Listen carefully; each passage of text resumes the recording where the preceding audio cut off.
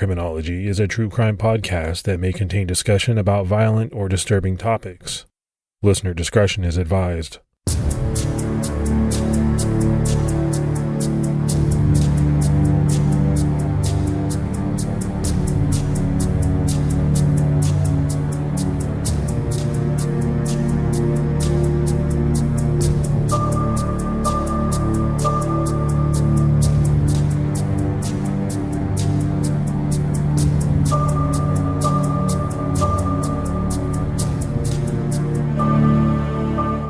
Hello, everyone, and welcome to episode 290 of the Criminology podcast. This is Mike Ferguson.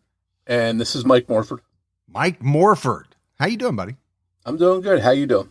I'm doing pretty good. We were talking kind of off air before we started the episode that, I was doing some little chores around the house and stuff and hurt my back. And that just seems to be the way it is for me lately. Things that I used to be able to do when I was younger, I just can't do anymore without hurting myself. Yeah, that's the bad part about getting older. And, like I was telling you, if you can bring somebody in to help alleviate some of that, that's what you got to do. You need a helping hand sometimes. Yeah, no doubt. Where you can, it does make some sense. I hate to be down on my back for like a whole week, but let's go ahead and give our Patreon shout outs. We had Camilla Hernandez, Yolanda, Rebecca Gardner, Melanie Smith, Victoria Rappaport, and Rebecca Street Tucker. So that's a lot of great new support, Morf. We really appreciate it. Yeah, thank you so much for that support. It really helps out the show. And for anyone else that would like to support Criminology, just head over to patreon.com/criminology and you can sign up.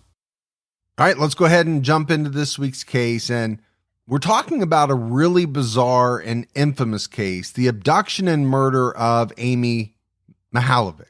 Amy's case is one that is popular for discussion forums on sites like Reddit and Web Sleuths, but it's also a very frustrating case because there are clues that may one day help solve this case, but so far that hasn't happened.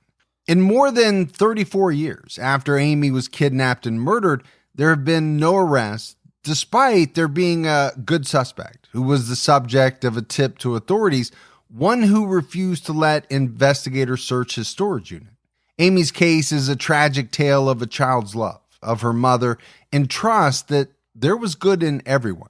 Against everything she had learned about stranger danger, she wanted to surprise her mom and make her happy with a special gift. She walked out the door one morning with plans to impress her mom with this gift and never came home.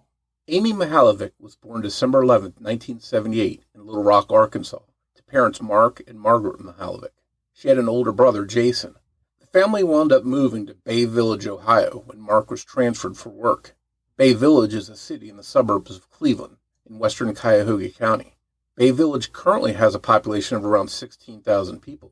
Mark and Margaret bought a 4-bedroom home in the community, feeling it would be a safer and quieter alternative to big city Cleveland to raise their kids. To support their family, Mark worked for GM as a customer service rep, and Margaret worked in the ad sales department for a local newspaper called the Trading Times. Amy, along with her brother Jason, attended Bay Village Middle School. Amy was a bright student and part of the school's Gifted and Talented program. She loved nature and animals, her favorite being horses. Amy was naturally friendly and curious and liked talking to people. She generally trusted them, and sadly, that would be something that would prove deadly. On Friday, October 27th, 1989, 10-year-old Amy and 13-year-old Jason went to school as usual, excited that it was almost the weekend and that Halloween was just a few days away. It was a completely normal day. That afternoon after school, Jason arrived home around 3 p.m. as usual. Amy wasn't there, though. At 3:14 p.m., he called their mother, Margaret, who was at work. This was something he did every day, usually with Amy, to let Margaret know they had both made it home safely. On this day, though, Amy wasn't home. Margaret told Jason not to worry too much, but to call her back in a bit if Amy didn't show up after a while. Margaret would later tell Cleveland Magazine she had mentioned something to me about trying out for the choral group, but despite that, she still had a very bad feeling after she received the call from Jason. And Morf, I think this has come up in other episodes that we've done. If I remember correctly, You've told me previously that you were home alone after school. I was as well. I mean, I think it was a very normal thing in the 80s. Parents were working. Kids, when they got off the bus, they had a key. They went home, hung out, watched MTV, ate snacks, whatever. Yeah, I definitely was a latchkey kid, was the term they used. And, a lot of my friends were too. And most of the time we'd go home, get inside. We all had our keys. We'd throw our books down, do what we needed to do. And then we'd go outside and play football, baseball, whatever, until our parents got home. And then we'd head home. So it was pretty typical. And, most of the time there was nothing nefarious or anything unusual that happened. But isn't that often the case? I mean, you can see when you go through the research of these cases that, a lot of times people are just doing what they normally did and what other people their age normally did. And like you said, more often than not, or the majority of the time, nothing bad happened. But obviously we know there were times where something did. And this is one of those times. At 3:30 p.m., Jason called Margaret again and told her that Amy still wasn't home. Margaret got ready to leave work early and come home and see if she could figure out where Amy was. At 3:40, just before she left her desk at Trading Times magazine, the phone rang. Margaret was relieved to hear that it was Amy on the other end. Margaret, assuming Amy had gone to the choral audition, asked Amy how it went, and Amy simply replied, "Okay." Margaret asked Amy how she was feeling now, and Amy said, "Fine." While Amy was normally very talkative, Margaret noticed she was only giving one-word answers. Instead of pressing the issue, Margaret decided to wait to talk to Amy more after work. She thought that maybe if Amy hadn't made the choral group or had gotten embarrassed during the tryouts, maybe she just didn't want to talk about it over the phone. But Margaret assumed that Amy was home and that there was nothing to worry about. Margaret ended the call with Amy, not knowing it would be the last time she ever spoke to her daughter. Despite thinking Amy was home and safe, Margaret couldn't let go of the feeling that something was wrong. It was mostly due to how short her answers were in the phone call. And this is one of the things that I was kind of thinking about more. As a parent, we've all been in these situations where, you're talking to your child and they're just being real short, real curt. You can tell something's wrong. Something is bothering them. And a lot of times you ask them and they say, no, everything's fine. But you just know in your mind that it's not. Yeah, I think you're absolutely right. By the way your kids are talking and what they say, how they normally talk, whether something's going on, something's off. And in this situation, it's over the phone. So Margaret's not there to see any body language or what Amy is like in person. So she was a little bit of a disadvantage in the conversation. Margaret would tell Cleveland magazine Amy was a little chatterbox, but was extremely short with her on the phone. Soon, Margaret trusted her mother's intuition and left work early to check on Amy. At 4:30, she walked into the home to find only Jason. And when Margaret asked where Amy was, Jason said she still isn't here.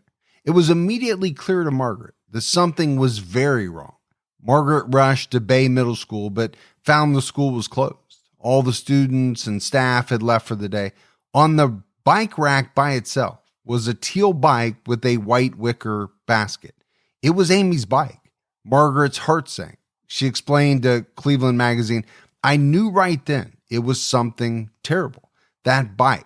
I was sick. I was shaking. I knew something terrible had happened to Amy. And when I hear that phrase that Margaret used, her heart sank, that really, hits hard. I've been in that position, Morf, I think you have as well. We've talked about it, where you think something is really wrong and you get that kind of dreadful feeling, heart-sinking feeling. Now, a lot of times it ends up that you're not correct. Unfortunately, Margaret was. Yeah, it's like when you're in the store shopping and you're with your kids and you turn around and they're not right there and you get that adrenaline rush and then you run over a couple aisles and there they are standing there looking at something and then you get that immediate sense of relief. But for Margaret, she didn't get that relief. She got the opposite. She felt that something was definitely off, and you got to feel for her because at that time there's nobody there to even talk to. No kids are around to ask. No staff is there. So it's got to be a real helpless sensation. Amy left the school and quickly drove to the Bay Village Police Department. Once there, Officer Barbara Slepecki took down Margaret's report about Amy and started the investigation. Now, sometimes this is the part of a case where we say police were dismissive or say something like she's just out with friends and she'll be home soon. But to her credit, Officer Slepecki immediately treated this like a child abduction. It didn't matter that Amy had technically been heard from just 1 hour ago. It was clear to Officer Slepecki that this was an urgent matter. A child had been abducted. Though Amy had called her mom at work, to this day, it's still not known where Amy was when she made that call, or whether she knew she was in danger at that point. Was she so quiet because she was terrified of saying the wrong thing in front of her captor? Or was she quiet so she didn't give away that she wasn't at home, so that her mom couldn't tell that she was excited and hiding a secret? We still don't know. And to me, Morf, this is one of the big parts of this case. Where did this phone call come from that Amy made to her mother? And what was going on around her as she was making the call? Yeah, it's frustrating because due to the time period, there wasn't the ways to track a call that there are today. There wasn't caller ID, star 69. I don't think that came along until a little bit later. So, I don't know what was in place to track a call, but it's frustrating because of the lack of technology there. At 5:14 p.m., just 2 hours after Jason Mihaljevic's first call to Margaret, all officers in Bayview, Westlake, Rocky River, Fairview Park, and Avon Lake received news to be on the lookout for Amy. At 6 p.m., Amy's father, Mark, arrived home from work because he traveled for work and didn't have a stationary location where he could be reached, and this was in the days before cell phones. He was completely unaware of Amy's disappearance until he walked into the house, greeted by a house full of police officers and the terrible news. This was not the kind of scene you wanted to come home to as a parent. So one of the things that really jumped out at me was, we talked about Officer Slepecki taking Margaret's concerns very seriously. And, in the 80s, that wasn't something that always happened. And now, we're hearing about officers in 4 or 5 different locations being notified to be on the lookout for Amy. It does seem as though from the very beginning, they took it seriously and they put the word out. Yeah, we know how crucial that early time is in a case like this. The sooner you start trying to figure out what happened and putting the alerts out, the better the chances are to recover someone and have a good outcome. Family and friends rushed to the Mihaljevic home to try to help. They decided to organize a quick search. Mark later told Cleveland Magazine, "We just wanted to do something. We searched the ravine, the ones that run through the lake. We walked the whole thing, every inch, calling her name, Amy, Amy. But there was never an answer. Searchers had not given up by 9 p.m. In fact, the search had only grown. Local volunteers brought flashlights and offered the use of their cars, boats, and scent dogs. Despite a frantic search all night, no sign of Amy was found." By 7 a.m. the next morning, October 28th, the FBI had joined the search for Amy with Special Agent Dick Wren, a resident of Bay Village, who was a father who had children Amy's age at the helm. Soon, a neighbor of Amy's headed over with news from his daughter, one of Amy's friends. This news changed the entire course of the investigation. It seemed that this was a targeted abduction. Amy had been carefully picked out and groomed for this abduction. According to Amy's friend, Amy had received phone calls from an unknown man who seemed to know her. He knew where Margaret worked and her schedule. He knew Amy's name and the Mihaljevic home address. The man told Amy that her mom had just gotten a big promotion at Trading Times magazine, and he convinced Amy to let him help her buy a special gift for her mother to celebrate the occasion. All she had to do was meet him at Bay Village Square, the shopping center, so he could take her to an even bigger mall where she could pick out something truly perfect for Margaret and maybe, just maybe, get herself a little something while they were there. The man also told Amy that he knew she was better at keeping secrets than her brother Jason was, which is why he had called her to get the gift and not him. But Amy hadn't been able to keep this secret to herself for very long, and she told her friends all about her plans. So police knew that Amy had been interacting with a man, but had no idea who he was. Witnesses came forward with sightings of Amy at Bay Village Square. She had left her bike at school and walked to Bay Village Square shopping center, where she was spotted by shoppers, who said it looked like she was waiting for someone. Other witnesses saw a man approach her in the parking lot near the barber shop, but didn't see where they went or what happened afterwards. Nothing stood out as unusual to anyone shopping or driving by. There had been no reason to pay close attention to Amy at the time. It just seemed as if she was a little girl in broad daylight in a bustling parking lot in the middle of town. One barber shop employee told News 5 Cleveland, "There was no screaming, no struggling, because I would have known it." It seemed like Amy thought she could slip away after school and quickly grab her mom a present for a promotion, and then get dropped off back at school, where she would ride her bike home, and then give the present to her mom after she came home from work. Two of Amy's classmates, also 10-year-olds, saw her talking to an unknown man. They were able to provide investigators with a good enough description for a composite sketch. This man was white, around 5'8" to 5'10", with a medium build and black hair. So the one thing that I would say, Morph, is that unlike a lot of the, unsolved cases that we do, it seemed as though police had a lot to work with. They have witnesses to the point where, they get a pretty good composite sketch, a good description. In a lot of cases, they don't even have that. Yeah, it seems like an odd choice of a place for this guy to arrange this meeting if he's going to abduct Amy, because there's a lot of potential witnesses. It's a crowded place, as opposed to maybe a park or something along those lines where there's going to be, less people there, less traffic. So it seems like this person really took a chance making her meet him there. Yeah, my only thought was that maybe he was concerned that if he made the meeting location too secluded, that would scare Amy off. Would she let her defenses down a little bit more, thinking, okay, this is a big crowded area. There's going to be a lot of people there. Yeah, that's a really good point. And maybe it also shows too that he's not an experienced criminal and didn't even think about the meeting spot. Yeah, I think all of these things are, things to consider to keep in the back of our mind.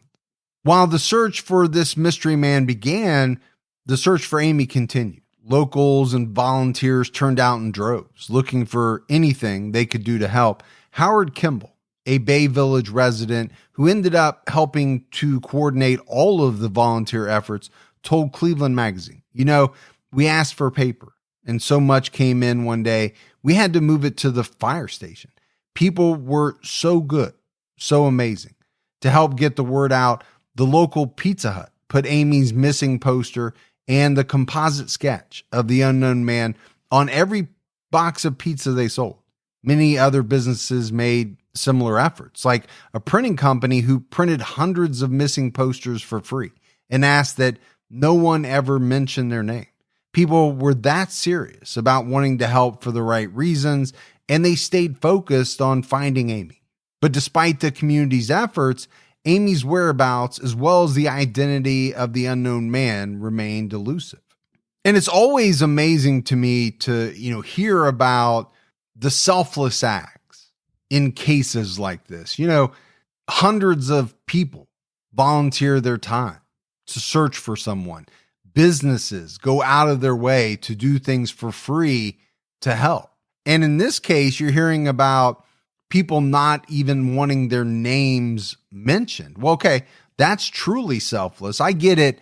In some cases, businesses are doing it, to help out, but also to be seen as the good guy. And that's not going to hurt business. I'm not dismissing that because they are helping, but when it's truly selfless, it's even more amazing. Yeah, it really seems like it was a community effort to find Amy. And, we talked about right from the beginning, the police taking it serious and jumping into action, to all these volunteers, to people donating resources and products and stuff. It was just an all-out effort. Welcome to another round of Drawing Board or Miro Board. Today we discuss technical diagramming with systems architect Maya. Let's go. First question. You've spent 10 hours slogging over a sequence diagram that should have taken 5. Drawing board or Miro board? Drawing board. And if I'm being honest, Miro would probably cut that time down by half. You know, with its AI tools and ready-to-go templates. Next, your diagrams become so bulky, it's more complex than the solar system. But all it takes is a few clicks and... It's Miro. I've used those technical shape packs way too many times, and stuff is just digestible on its infinite online canvas. Now, the final question. Everyone's brought in, but you have to make all these tasks all the way over in Jira. But wait, it's done. Is it... Miro, easy with its two-way Jira sync. Easy to plot dependencies. Everyone always knows what's up. And she's done it. Join over 60 million people creating technical diagrams without workflow glitches. Get your first 3 boards for free at Miro.com. That's Miro.com. Police knew that time was of the essence, and that there was very likely a dangerous person on the loose. He abducted Amy in the middle of the day, in public, with witnesses around. He also knew things about her and her family, suggesting planning. Finally, the shopping center he picked out was right across the street from the Bay Village Police Department. It seemed very brazen. Lieutenant Richard Wilson of the Bay Village PD, in an effort to generate tips and leads, told viewers of News 5, if you know of someone who has had behavioral changes recently, since the time of the abduction, if there has been changes in work habits or unexplained absences from work or their residence, by all means, call us and let us have that information. So once again, it seems like they're really calling on the community to help in addition to everything the community is already doing. But I think they need that, right? They've had witnesses, they have this description, but they don't know who this man is. What better way to maybe get a good lead or tip than to kind of put some of this information out, and maybe somebody realizes, oh, you know, Bill hasn't been at work since this happened, or Sam hasn't been home since Amy's abduction. And then, you know, maybe they call in and offer that information up. Maybe it leads somewhere, maybe it doesn't, but those are the kind of tips and leads that the police need to work from. Yeah, you never know what tip is going to be important. You know, sometimes people might be just, you know, looking at any little change in somebody and just reporting that, but let the police sort that out and see if there's any merit to any of the tips. Authorities learned of at least 2 young girls in North Olmsted, about 5 miles away from Bay Village, who had received similar calls. A man had waited until they were alone to call their homes and then told them he worked with one of their parents and needed their help to pick out a gift for them. These girls eventually hung up on the man and did not agree to meet him. Amy may have been confused by this call because Margaret had recently gone from working part-time at the magazine to full-time. So there was a change at work, but it wasn't a promotion. Margaret hadn't gotten one of those. It's very unfortunate timing, but it seems like this man just went down, you know, maybe some list of girls' phone numbers, hoping one would meet him. Sadly, Amy must have felt that this man was telling the truth about the promotion, and she trusted him. Assuming that it's the same man who called Amy and these other young girls, it remains unclear how he put this list of girls to call together or how he knew so much about them. Of course, at that time in 1989, there was the phone book, but he was targeting girls of a specific age who wouldn't be listed in the phone book. One promising clue came to light. Amy and the 2 girls from North Olmsted had one thing in common. All 3 of them had visited Lake Erie Nature and Science Center and signed their guest book. Could this man have also visited the Science Center and maybe stolen their info, or could he have even possibly worked there? And this does seem like another really good piece of information. Could it be a coincidence that all 3 of these girls had visited, you know, the Lake Erie Nature and Science Center? Well, maybe. But does it seem more likely that this was a clue into maybe how this individual was targeting these young girls? Yeah, to me, it seems like the most logical explanation about how this person, assuming it's the same caller, decided to call these three girls that had this one thing in common. And I don't know how far police investigated that specific clue or that lead, but I would think they spent a lot of time digging into it. Yeah, I mean, I could see them maybe investigating, all the males that worked there, maybe even going through recent visitor information, whatever that may have been at the time. And one of the things that really scares me about this case is the thought of a man just going down a list of girls, calling their houses, trying to see who he can get to meet him. That is such a scary thought.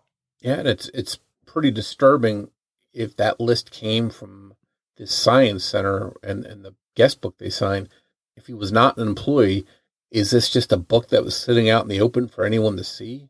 It doesn't seem very secure. And I think now in 2024, there's a big emphasis on privacy and keeping people's information safe. But back then, just this open book, for people to sign with their information, their home address and stuff like that on there, was probably a gold mine for predators.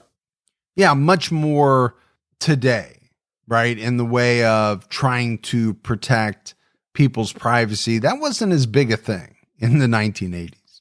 Yeah, I mean, you can go back to the 60s and 70s, and they published the Pokes directory, which would list where a person worked, their home address or phone number. I mean, it was unlimited ability for somebody to stalk people. On February 8th, 1990, after 104 days with no sign of Amy, a woman named Janet Siebold was out for a jog along Township Road 1181, 50 miles from Bay Village, when she spotted the small decomposing body of a young girl, face down in the brush. The body was right on the edge of a 205-acre farm. Her jog turned quickly into a mad dash as she raced to the nearest home, a quarter of a mile away. At 7:30 a.m., authorities were alerted. When police arrived on scene, despite needing an official identification, they quickly felt that the dead little girl was likely Amy Mihaljevic. She was wearing the pale green sweatsuit with lavender trim that Amy was last seen in. She was wearing socks, but things that Amy was said to be wearing when she went missing, including blue horse earrings and studded black boots, were missing. Also missing was a black Buick binder with the words "Best in Class" on its metal buckle, and Amy's denim backpack. 300 yards from the body, also discarded in that field, there was a curtain and blanket. Authorities believe that the girl they presumed to be Amy was killed at another location and moved to this field after her death, using this curtain and blanket. Years later, Amy's DNA would be found on these items, confirming police suspicions. The little girl's lifeless body was taken to the medical examiner's office for examination. Cuyahoga County Coroner Elizabeth Bowraj performed the autopsy using Amy's dental records for comparison. The coroner verified that the girl in front of her was indeed Amy Mihaljevic. Evidence indicated that she was stabbed twice in the neck and beaten on the head with a blunt object. Due to the decomposition, it seemed that her body had been out in the field for months, and Amy was likely murdered shortly after she vanished, but not instantly. She had been fed by her captor at least once. According to author James Renner, lunch at school the day Amy disappeared was spaghetti, but there were no traces of that meal found in Amy's stomach. There was, however, something found made of soy, possibly from Chinese food. It's not clear whether a rape kit was performed, but some reports say Amy was sexually assaulted. James Renner reported that it appeared that Amy had not been sexually assaulted, but that she had been killed naked and redressed in the clothes she had worn to school the day she disappeared. Renner says Amy's underwear were on backwards. It's actually speculated that whatever went wrong, whatever interrupted the assault, caused the suspect to kill Amy out of anger. Gold fibers of an unknown origin were collected from Amy's clothing. Authorities believe the fibers were from a General Motors car made between the years 1976 and 1978. But they were unable to narrow it down any further. So obviously this was not the ending that everyone was hoping for. The volunteers, the police, everyone who had worked hard to try to find Amy. But in finding Amy, it does seem as though the police had additional clues to work with to try to find her killer. The stomach contents, the gold fibers from, some type of vehicle. It's all good stuff to work with. Yeah, and who knows, had she laid out there longer, some of that stuff may have been more degraded and not something they could use or, determine its value. But they did have some stuff to work with based on what was found. So one part of the mystery was over. Now police knew what happened to Amy, but they still didn't know who did it. The news was obviously devastating for Amy's family. However, they were able to have Amy back for her final goodbye. Amy was cremated and buried in New Berlin, Wisconsin, near her paternal grandparents. A memorial at Bay Village City Hall was paid for by donations from a fundraiser by local radio host Bill Randall. This peaceful spot was a small comfort for Margaret. Even a decade after Amy's passing, she was touched by how many people still remembered her, telling Cleveland Magazine, "To this day, people still leave flowers and notes and stuffed animals. She loved her stuffed animals." In the aftermath of Amy's abduction and murder, the entire community was shocked by the discovery, but they all rallied around the Mihaljevic family. Amy's mom, Margaret, told Cleveland.com, "Do you know there were people, volunteers, who had never met Amy, but they were so involved that after they needed counseling too." Before authorities could even notify the Mihaljevic family, members of the media were outside their home. Wilbur Salyer, who owned the farm Amy was found on, couldn't believe the news. He told the Mansfield News Journal, "I just can't understand this. I've been watching the television for 2-3 months on this and all that. And here she is about 300 yards from my house." So there's a couple of things that really kind of grabbed my attention there. Number one is the fact, and this is something that we don't always talk about, there were so many volunteers who were so heavily invested in this that Amy's death took a major toll on them to the point where they needed counseling. And then, you have this individual who owned the farm, didn't have anything to do with Amy's death, as far as we know. But how devastating would that be? Just to know that this little girl was found on your property. Yeah, for me, that would taint the property, just to know that something terrible culminated there. I would never feel the same about that property again. And we hear this in a lot of cases, these farmers that have these hundreds of acres of land, unfortunately, they make good dumping sites because there's usually not many witnesses around. There's a lot of trees and out of the way. So it's frequent that bodies are found on some of these kinds of properties. But I think it goes to show you, these cases don't just affect the family. Obviously, they affect the family very much, but there is a huge spider web that branches out to affect so many people, some of whom never knew Amy at all. Patty and Jerry Wetterling, the parents of Jacob Wetterling, who was also missing at the time Amy was abducted and killed, sent their condolences to the Mihaljevics, along with a single white rose. They wanted to support a family who, like themselves, was going through something unimaginable. The Mihaljevic family was thankful for all the help and support they received. Margaret said at a public press conference, "Thank you, Cleveland, for all your efforts, for all your hope, for all your support, for all your caring, and bless you." Life for Amy's family after her murder was unbelievably difficult. And as in many cases like Amy's, the family doesn't know how to move forward together. Margaret and Mark Mihaljevic ended up divorcing in 1991. Margaret told Cleveland Magazine, yes, it played a part, referring to Amy's murder. It wasn't the only thing, but she tried to continue before changing up what she was going to say. It was hard on us both. We're friends. It's all right, she finally said. I think, unfortunately, we're in a situation like this. It seems like that's the time when families will really come together. But in a lot of cases, we know from seeing it so many times that it causes problems that weren't there before. And sometimes couples don't know how to deal with it and they wind up separating. Well, who's prepared for it? And how do you know how to navigate life, relationships after something like this happens? We're not prepared for it in school or anything like that. So it's just extremely tough. And you could see why it would be hard for some relationships to continue. I've even heard more of people saying they couldn't really bear to see their spouse because every time they looked at them, they saw nothing but their child in that person's face.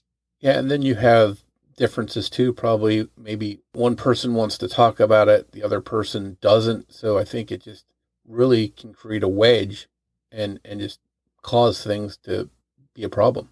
Yeah, no doubt. The search for Amy's killer continued, and the community, fearing a predator targeting kids was living amongst them, waited for an arrest, but one never came. 10 years after Amy's murder, the search for answers continued. FBI agent Dick Wren, who had helped look for Amy in the early stages, told Cleveland Magazine, "This was a crime against children, against family and community. We're not going to let it go. We're determined to catch him." Bay Village Special Investigator Phil Tornsey told News 5 Cleveland, "Whoever did this was preying on the love this little girl had for her mother." To try and make sure no other family had to go through what the Mihaljevics went through and no other child went through what Amy did, Margaret turned to advocacy. She helped co-found the Community Fund for Assisting Missing Youth, which helped to educate children about the danger of trusting strangers. Sadly, in September 2001, Margaret McNulty, Amy's mother, passed away at the age of 54 in her Las Vegas, Nevada apartment. She had been suffering from severe health complications. Some reports mention lupus, while others mention chronic alcoholism. But it seems that Margaret may have suffered with both. It's clear that the tragic loss of her daughter took its toll on Margaret. Margaret's mother, Henrietta, Amy's grandmother, told the Morning Journal, "A very caring, loving person is gone, who couldn't get her life back together after Amy disappeared." Margaret didn't remarry after her divorce from Mark. 1 year after Amy's murder, at a memorial for her daughter, Margaret said, "Let's fill the void that her passing is left with positive thoughts, with a smile on her face, and say she blessed our life for a while. Unfortunately, she is gone, but now we must live on. We must do what we can with what she gave to us while she was here." Margaret was laid to rest next to Amy at Highland Memorial Park. Sadly, she died without ever finding out who murdered her only daughter. In 2014, a $25,000 reward for information was announced by the FBI. In this case, it seems likely that a reward this large, and after this much time has passed, shows that authorities truly believe a tip can solve the case. In 2016, for his part, Mark Mihaljevic was still sure that Amy's case would be solved one day. He told News 5 Cleveland, "They'll close the book on this hopefully. I'm very much convinced that one day they will." 2 years later, Bay Village Police Chief Mark Spatzel, who was new to the force when Amy was killed, told News 5 Cleveland, "For 28 years, we've been trying to get this solved. I'd really like to do it before I retire." The ironic thing is that on the very day that Amy disappeared, Mark Spatzel gave a talk at Bay Middle School about stranger danger. Spatzel clarified that whoever killed Amy didn't just call her out of the blue once and demand she meet him. He said, "This person had a lot of time to groom Amy. We know there was one phone call, probably more." Between 2013 and 2019, over 100 people were interviewed as part of the investigation, but no arrest came. And I think this just kind of highlights how long some of these unsolved cases go on. You talk about this guy, Mark Spatzel. He was new to the force when Amy was abducted and killed. And he's talking about, as the Bay Village police chief 28 years later, wanting to solve this before he retires. There's no doubt that it had to weigh on him. In the thought that he was at her school that very day talking about stranger danger, just really, the timing is just eerie. In January 2019, after an investigation, Discovery aired a 3-hour special about Amy's case. Authorities received nearly 100 tips, including one very promising lead. A woman came forward to authorities with possible information about a suspect in Amy's murder, her ex-boyfriend. The tipster said that at the time Amy was abducted, she and her boyfriend, a man named Dean Runkle, were living in Bay Village, less than 2 miles away from the shopping center someone lured Amy to. Runkle also had family in the area, including a niece who was Amy's age and in the same grade. The woman remembered that on October 27th, 1989, Dean Runkle didn't come home from work like he normally would. Authorities say the woman indicated it was unlike Runkle to disappear and not come home overnight. Though Dean didn't go home that night, he did call home and ask his girlfriend whether or not she had heard on the news that Amy was missing. It was about 10 p.m. when he called, and they spoke about it. It was during this call that the woman also believed she recalled Dean telling her he himself knew Amy Mihaljevic, according to News 5 Cleveland. Dean Runkle's ex-girlfriend also recalled making at least one trip with him to Ashland County, where Amy's body was found. Authorities were never able to figure out the connection between Bay Village and Ashland County, but it was obvious that both locations were familiar to Dean Runkle. At the time of Amy's abduction and murder, Runkle drove a gold Oldsmobile with a tan interior, which could explain the gold fibers that were found on Amy's clothes. Looking back through the case files, a gold Oldsmobile registered to Runkle was noted by FBI agents as driving near the field where Amy's body was discovered. According to News 5 Cleveland, one detective wrote in a report, the investigation has not been able to show any reasons why Dean Runkle should have been near Amy Mihaljevic's body recovery site on 2/8/1990. If you look at this area on a map, there's really nothing around it. It's pretty out of the way. According to News 5 Cleveland, in November 2019, Dean Runkle showed up at the Bay Village Police Department and made what police deemed very suspicious statements. Runkle said that 1989, when Amy was abducted and killed, was a dark period for him. He also admitted that he may have met Margaret in a bar before Amy's abduction, but also said that maybe he didn't know who he was talking to. He was also pretty vague about whether or not he had any contact with Amy before her murder. He was asked if he had ever called her, to which he first replied, "I could have," and later explained that it could have been a wrong number if he did call her. So we got to talk about this Dean Runkle. I mean, it's 2019 before his ex-girlfriend calls in the tip about him. Seems as though it was kind of spurred on by this investigation Discovery special about Amy's case. You know, he lived close to the shopping center, didn't come home that night, was familiar with the area in Ashland County where Amy's body was found. The FBI was even considering the possibility that he was driving near the field where her body was found. And then, you know, he just shows up at the Bay Village Police Department, and some of these comments or statements that he made, Morf, to me are so bizarre. Now, he admits that that year was a dark period for him. Okay, what does that mean? Dark period. And he talks about he may have met Amy's mother. But for me, it's the answer to this question of whether he had ever called Amy, saying, "I could have," and then later saying, well, it could have been a wrong number if he did call her. That is so strange in my mind, because my first thought is, if you're asked that question by police, you would say, no, I would have no reason to ever talk or call this young girl. But it's almost as if he's hedging in case the authorities have evidence that he did make a call. Yeah, the wishy-washiness of his statements just probably didn't help him at all in clearing his name, probably made him rank higher as a potential suspect to the police, because it's, as you mentioned, did you call a young girl it's a yes or no answer. If somebody asked me, did you call any young girls? Absolutely not. So for him to just say, well, maybe I did, I could have, but I don't know. It probably set alarm bells off for the police that he's got something here that he's not being honest about. Now, to be fair, it is 30 years later, but it does seem to me as though he's trying very hard not to get caught in a lie. Dean Runkle agreed to take a polygraph test for investigators. According to News 5 Cleveland, the results of the test showed that deception was indicated. Authorities collected a DNA swab from him, but he refused to let them search a storage unit of his. They were able to obtain a search warrant and collect evidence from the unit anyway. The items and any results from the search haven't been released publicly. Many believe that investigators were looking for Amy's boots, binder, and earrings, which have never been found.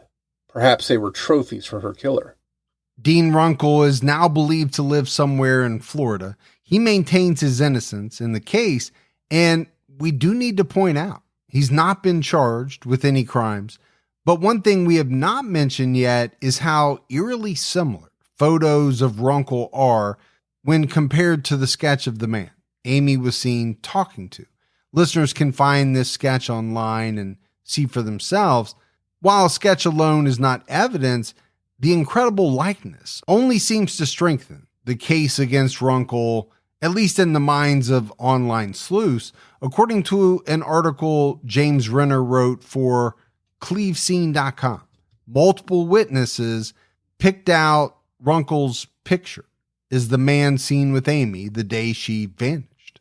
And just going back to the pictures of him from back in that time period, they do look a lot, in my opinion, like the sketch. And a lot of times when there's suspects that come to light, they look way different from the composite sketches that are created. But I have to say, at least in my opinion, he's eerily close to the sketch in this case. According to clevescene.com, Runkle was born in New London and grew up in a farmhouse just a couple of miles from where Amy's body was dumped, along County Road 1181. Most disturbing of all is that he had a background in teaching. And he wasn't just a teacher, he was a science teacher. So if we go back to this Lake Erie Nature and Science Center and the guest book and the thought by police that possibly the perpetrator got the information of these young girls from the guest book. Could Runkle's background, as being a science teacher at one time, have made him very knowledgeable of this place? Could he have even taken his classes there? I mean, it's all conjecture, but obviously that's what we have in these type of unsolved cases. Yeah, and it definitely doesn't prove anything, but it does show a possible link. He may have had a science, we know he was a science teacher. He may have had a science interest, which may have brought him to that spot. And unfortunately, we don't really have all the details about when and where he was a science teacher, but just the connection to that science angle is very interesting. But again, Dean Runkle, who is now in his late 70s, maintains his innocence, and he's not been charged in this case. And obviously he's completely innocent until proven guilty in a court of law. But the one thing I will say, Morf, is that, when you go online, you look in forums and you look at the comments by people on places like Reddit and Web Sleuths, his name comes up over and over. Yeah, there's clearly a lot more people on these online forums that are accusatory of him and not ones coming to his defense. It seems like there's a real flow of opinion against him. In 2021, new technology allowed DNA evidence to be uncovered from the blanket and curtain left near Amy in the field. Detective Sergeant Jay Elish with the Bay Village Police Department told Cleveland 19 News, "For years, we did not know what roles those items played. Everything that was found around Amy was taken as evidence, and now we know that they had to have a connection to Amy because her hairs were on them. Investigators now believe that Amy was wrapped in the white blanket and a quilted avocado green curtain before being transported to Ashland County and dumped." There were also hairs from the Mihaljevic family dog found on the curtain. If Amy's DNA, hairs, and even hairs from Amy's dog were found on those items, let's hope evidence connected to her killer is on there too. Perhaps there's limited DNA belonging to the suspect, or it may be degraded, awaiting new advancements that can unlock the answers. We should also point out that the technology now exists to extract DNA from a rootless hair. So if Amy's killer slipped up and left any trace of himself, it could be his downfall. So we don't know exactly how much DNA there is to work with. We don't know how good the DNA is, how viable it is. But what I will say, and I think what is being proven out over the last few years, is that cases are being solved, using new technology that comes about that can do things with DNA that before couldn't be done. And so I just think we're going to see more and more cases like this solved as the technology continues to advance. I mean, you mentioned it, Morf. They can now extract DNA from a rootless hair. That's another avenue. The genetic genealogy, that's another avenue. There's all these new avenues that are helping to solve these types of cases. And as good as this technology is and the wonderful things they can do with it, we still have to remember we don't know how much, if any, of the offender's DNA they have, what condition it's in. So these are all things that we need to be mindful of, and hopefully they do have enough to work with. And if they don't now, maybe in the near future, they will have technology that will help to unlock some of the secrets that might close this case. Bay Village Sergeant Edward Chapman told News 5 Cleveland, "The curtain is unique. It almost appears to be handmade." Explaining the significance of the curtain, retired FBI agent Phil Torsney said, "We know where Amy was abducted, and we know where she was found. This piece of evidence could tell us where she was killed and help us find the person who killed her. There are photos online of this curtain, waiting for someone to recognize it and prove its connection to a suspect, and the police still seek the public's help. One tip has already given them a potential suspect. Maybe another tip can solve this case." On October 27, 2023, 34 years to the day after Amy went missing, 24 residents of Bay Village gathered for another walk for Amy Mihaljevic. At 5 p.m., they huddled together at Bay Middle School, where Amy left her bike, and then set off on foot for the shopping center where she was last seen alive. It's a short walk, less than a half a mile down Wolf Road, but every step was heavy, filled with the knowledge of what awaited Amy at the end of her own walk. Though there will never truly be closure in this case, Mark Mihaljevic says the day Amy's killer is identified will be a great day. He told the Mansfield News-Journal that a lot of tears of sadness and joy will be shed at that moment. I guarantee you that. There is still a reward for information leading to the identity of Amy's killer, but it has been doubled to $50,000. If you have any information about the abduction and murder of Amy Renee Mihaljevic, please call the Bay Village Police Department at 440-871-1234 or email bvpd@cityofbayvillage.com with what you know. You can also call the FBI directly at 1-800-CALL-FBI with any tips. So, Morf, as we wrap up this case, we said it right up front. This is a pretty infamous, well-known, unsolved case. Amy Mihaljevic's abduction and murder has received a lot of attention over the years, and it is one of those cases that, people online, even 30 plus years later, continue to evaluate, talk about, speculate on. This case it's not going away. And the police have even said that, right? They're not going to give up until they find out who did this. And I kind of want to go back to Mark for a little bit. I mean, everyone in the Mihaljevic family was affected by Amy's abduction and murder. Her mother, Margaret, obviously suffered greatly. There was mention of possible alcoholism, and she died at a very young age. The marriage fell apart. So, when you look at Mark, He lost his marriage. He lost Amy. We don't know that much about Jason just because there wasn't that much in the reporting. It just kind of tears me up when you talk about the devastation that, a family goes through in the aftermath of something like this. I mean, it just completely upends and changes everyone's life. Yeah, what I go back to is just, from start to finish, from the very beginning when the police took this case seriously, to all the people that helped in the search and donating time and resources, to years later, authorities are still asking the community for help.